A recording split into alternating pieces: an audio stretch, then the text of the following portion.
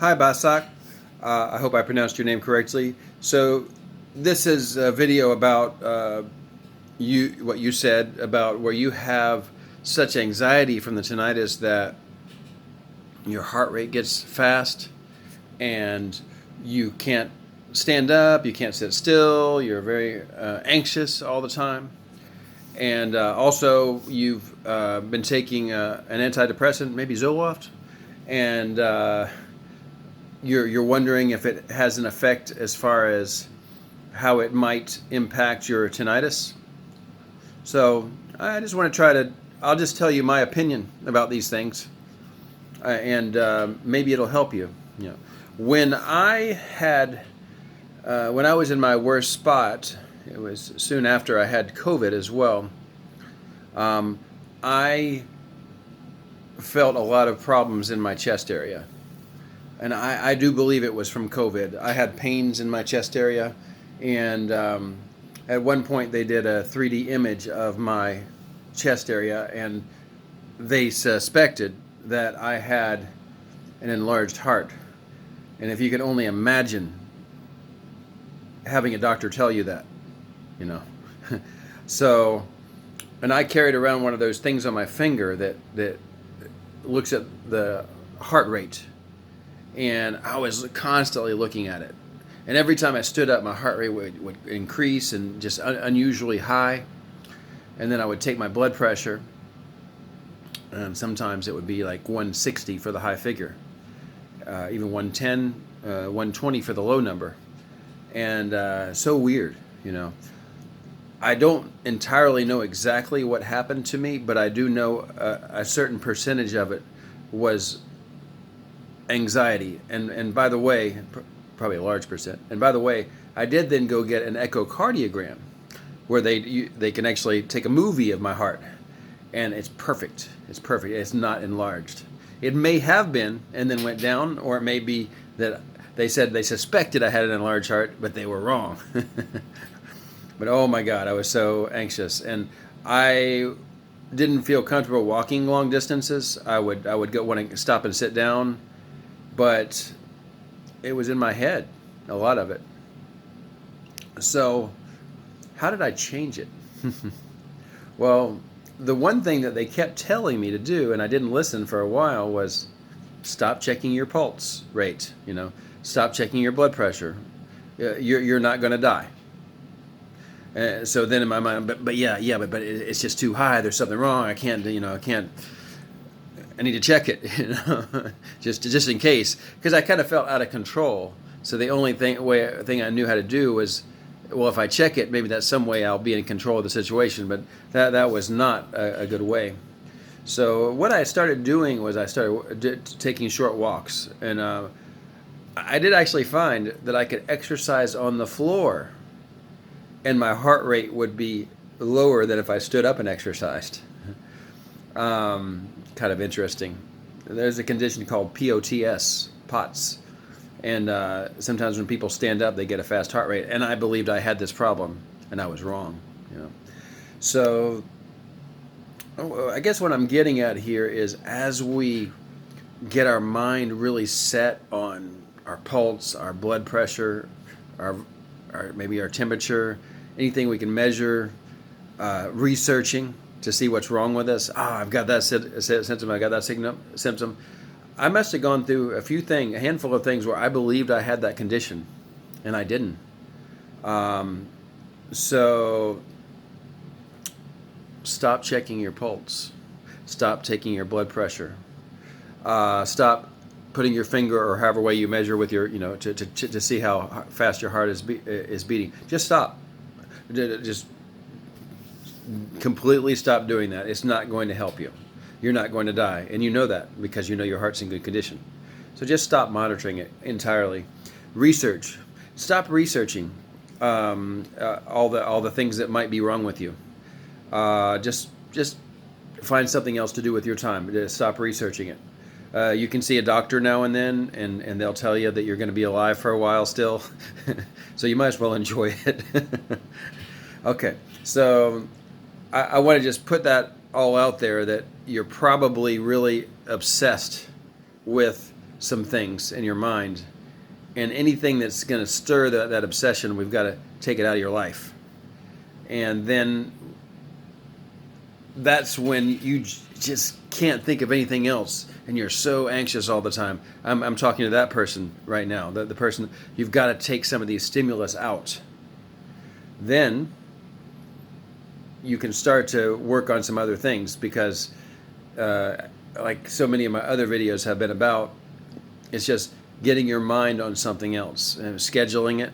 You're going to exercise, you're going to read a book, you're going to talk to somebody, learn a language, draw something artistic, anything that you can focus on for a few minutes or even longer, that you can just get involved in that and get that as part of your life. And you're going to find the anxiety is going to start going away. But when the anxiety is really intense, it can take a couple months after you start doing these things correctly to really get a grip. So it's going to take some dedication to, maybe you need to meditate sometimes. If that doesn't work, maybe there's something else you need to do. But there's a number of different things you can do that are good for anxiety. The main thing that anxiety is just your imagination running wild. That's really what it is. You're imagining things that are mostly not true. It's true, you've got a sound in your ear, but you're imagining that it's your death sentence or something, that it's something terrible.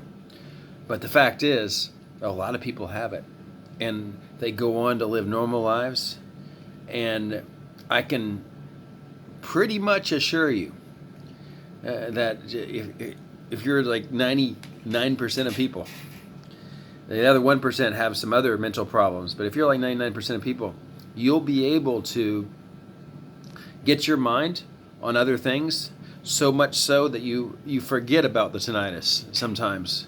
And then you increasingly forget about it so much that you just don't notice it most of the time. And then when you do notice it, it just doesn't bother you. It's part of your life. But like, just as you can hear me talking on this video, your ears are working good enough where you can use them to your benefit. But you'll be able to get where you don't focus on that sound so much. Some of my other videos get into,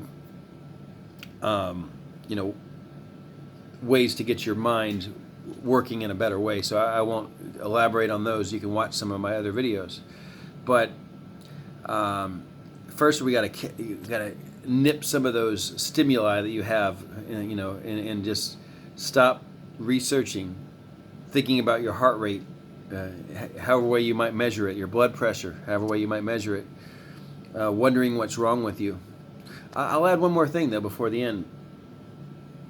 As you're able to, if you can stop some of those activities, maybe the next step is going to be, you're going to need to challenge it a little bit. Don't go crazy, but I don't know what you can do now, but if you have trouble standing, walk back and forth across your house for 10 minutes. And I have a feeling you'll still be alive at the end. And then go outside and walk around a little bit.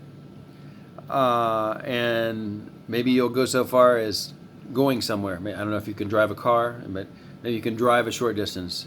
But you're going to have to start challenging the anxiety, but just in small ways.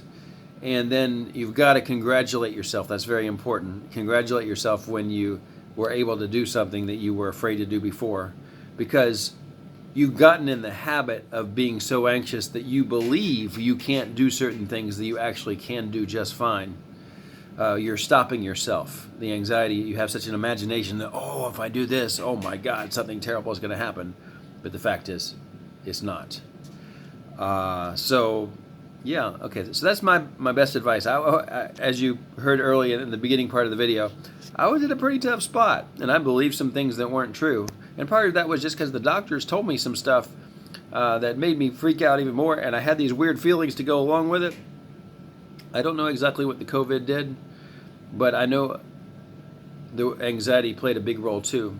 Oh, sorry, one more thing about the Zoloft. I think that it does take 2 or 3 months to kick in, I believe I was taking. Let's see how many. How was the milligrams measured? I forgot now. That's good. It's been a few months now since I took it. I think there's a 25 milligram and a 50 milligram pill. Yeah, yeah. And I started out around 25. I think I started at 12.5 even, and then I went up to as high as 62.5. And so I especially asked the doctor to give me the 25 milligram tablets rather than the 50 because I could cut them and divide them more in smaller pieces and adjust my dosage more gradually, whether that be up or down. But that being said, it does take a couple of months, maybe even 4 months, to really get the result. But it'll start helping before that. So I don't want you to think it just doesn't do anything.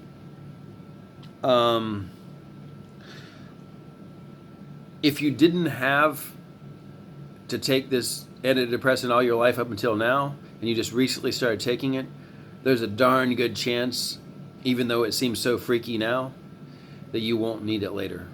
Yeah, you'll. But it might help you a little bit just to get some of that anxiety out, and then you can. But then you got to start doing the work. Okay, what are these thoughts I've been having? Let's get different thoughts. And if you can do that, you don't need it. But it's true sometimes you get in such a bind that you can't control your thoughts. And for me, that was a really tough pill to swallow, a difficult thing to accept, that I had trouble controlling my thoughts because of the anxiety. So sometimes these medications can help you to do that, and so don't feel bad about it or anything. As far as the being toxic and causing the tinnitus, there's some information about that, but there are also some studies where people who took Zoloft, their perception of the tinnitus was better. Like it didn't seem as loud after they got taking the Zoloft. But if you follow the right steps, you're not going to need any medication, and you'll be just fine. But it's going to take some time. You got to work in these good habits, and you're going to have to fight for a few minutes of doing something you enjoy, and then a few minutes more the next day, and a few minutes more, and before you know it, you'll have the right habits. So much so that you're not spending time being anxious. That's the trick, and you're going to have to work at it. And if you can just add a few minutes each day, you'll eventually get to where you're more normal again. Then the next thing is with the Zoloft. You may start to ask yourself, did I do it or did the Zoloft do it? Well, why am I feeling better now? And that'll be a good place when you get to that place. Why am I feeling better right now? Is it the Zoloft or is it because I've been thinking better now? And it might be a little bit of both. But when you start feeling that way, stay at that dose for a little while. If possible, I hope you don't have to go up into high doses of Zoloft if you can avoid it. And then use those 25 milligram tablets, and you can easily split them in half, even into quarters, and then start gradually going down. We're talking maybe a quarter of a pill per week, or even every 2 weeks, because they say that you can go off of it in like 2 weeks, just cut it in half and then be done with it. But if you look at the studies about the success rates of getting off of Zoloft, people who get off of it quickly usually go back to it because the body and the chemistry take some time to adjust.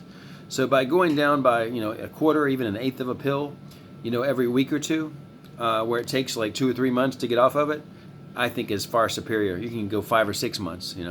Is far superior. And once you get down into the low doses, you'll be like, I'm not really on Zoloft anymore, but I'm just gradually going down so that I don't have to, have any side effects or feel inclined to go back to it again. But you're going to have to work on your thinking. And there's plenty of information. I've given you a lot in this video, but also, watch some of my other videos or find what other information you feel helps you. And you can get that thinking in the right spot, and you won't be anxious anymore.